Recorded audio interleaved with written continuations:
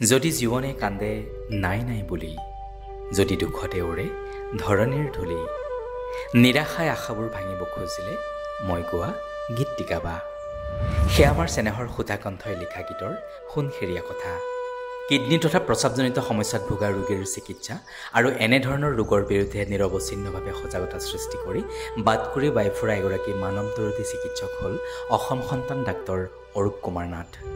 লেজাৰমেন of India হিচাপে খ্যাত দেশৰ এগৰাকী প্ৰখ্যাত ইউৰলজিষ্টৰ তত্বাৱধানত চিকিৎসক তথা স্বাস্থ্যকৰ্মীৰ এটি সজাতি দলে যোৱা 30 মাৰ্চত নগাঁও জিলাৰ অন্তৰ্ভুক্ত আমছৈৰ নকুচি খেলপথাৰত সম্পন্ন কৰে 93 সংখ্যক বিনামূলীয়া স্বাস্থ্য পৰীক্ষা শিবিৰ।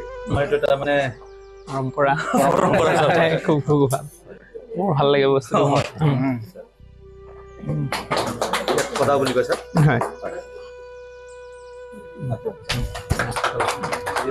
সমাজসেৱী তথা উদ্যোগী যুৱক নানু দাস আৰু বান্ধন হেঁপাহৰ সৌজন্যত তথা গুৱাহাটীৰ সোণাপুৰস্থিত institute of urology and kidney disease চমুকৈ আয়ুৰ্কেডৰ সহযোগত অনুষ্ঠিত এই বিনামূলীয়া স্বাস্থ্য পৰীক্ষা শিবিৰত 3 কোটিৰো অধিক ৰোগীক বিনামূলীয়াকৈ চিকিৎসা প্ৰদান কৰাৰ লগতে বিনামূলীয়াকৈ ঔষধো বিতৰণ কৰা হয়।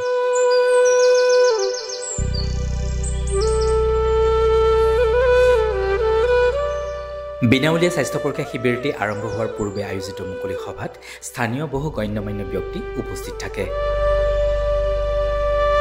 কিডনী হস্পিটেল আয়ুৰ্কেডৰ মুখ্য পৰিচালন সঞ্চালক তথা মুখ্য ইউৰলজি বিশেষজ্ঞ ডাক্তৰ অৰূপ কুমাৰ নাথে নানু দাস আৰু বান্ধন হেঁপাহৰ কৰ্মকৰ্তাসকলক ভূয়সী প্ৰশংসা কৰে। শিক্ষাগুৰু উপস্থিত ৰাইজ, নগাঁৱৰ উদ্যোগী তথা সমাজহিতৈষী যুৱক নানু দাস আৰু আমাৰ ভাগ্যজ্যোতি শইকীয়া, তেখেতে খুব কম সময়ৰ ভিতৰত এই চিকিৎসা শিবিৰটো ইয়াতে আমছৈত তেওঁলোকে অনুষ্ঠিত কৰিবলৈ আগ্ৰহ প্ৰকাশ কৰিলে। গতিকে খুব ভাল লাগিছে আজি ইয়ালৈ আহি আপোনালোকৰ স্বাস্থ্যৰ বিষয়ে আমি যদি অলপো আপোনালোকক সজাগ সচেতন কৰিব পাৰোঁ, আপোনালোকে যি অসুবিধাত ভুগি আছে তাৰ কাৰণে আমি যদি অলপমান আপোনালোকক আশা দিব পাৰোঁ, চিকিৎসা দিব পাৰোঁ, আমি ভাবিম যে আমাৰ এই প্ৰচেষ্টা, আমাৰ সকলোৰে মিলিত প্ৰচেষ্টাটো ফলৱৰ্তী হৈছে বুলি।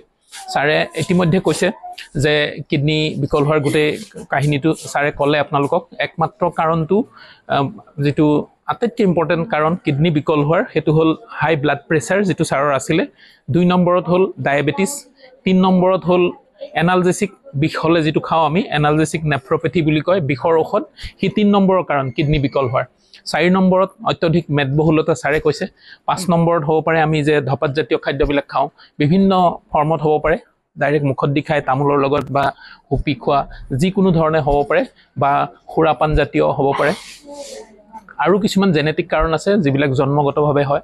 গতিকে ছাৰে ক'লে যে কি ধৰণে কামখিনি আগবাঢ়িলে বা বিভিন্ন ঠাইত যাব লগা হ'ল, বিভিন্ন খৰচ পাতি এজন কিডনী দিব লগা হৈছে এজনে, আৰু গোটেই বাহিৰত গৈ 3 মাহ থাকিব লগা হৈছে, যিটো হয়তো সকলোৰে কাৰণে সম্ভৱ নহ'ব পাৰে।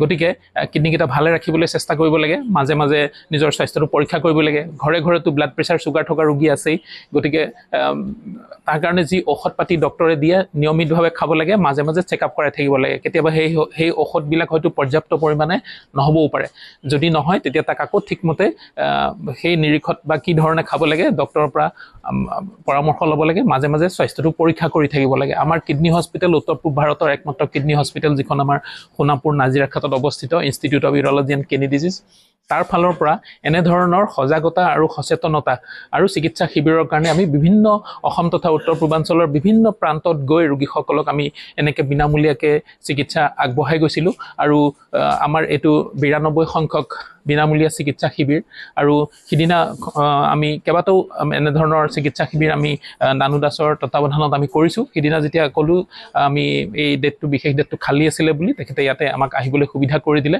আৰু আমি আশা কৰিম যে আমাৰ এই প্ৰচেষ্টাৰ দ্বাৰা আপোনালোকৰ নিশ্চয় কিছু হেল্প হ'ব, আপোনালোকৰ স্বাস্থ্যৰ যি অসুবিধা আছে তাৰ বিষয়ে কিছু সমাধান পাব, আৰু আপোনালোকে নিজৰ স্বাস্থ্যটো ধৰি ৰাখিবলৈ বা স্বাস্থ্যটো পৰীক্ষা কৰিবলৈ কিছু অনুপ্ৰাণিত হ'ব। নমস্কাৰ। আমছৈৰ নকুচি খেলপথাৰৰ পৰা প্ৰণৱ দিহিঙীয়াৰ সহযোগত অম্লানজ্যোতি শইকীয়াৰ ৰিপৰ্ট, নিউজ হেল্থ প্লাছ।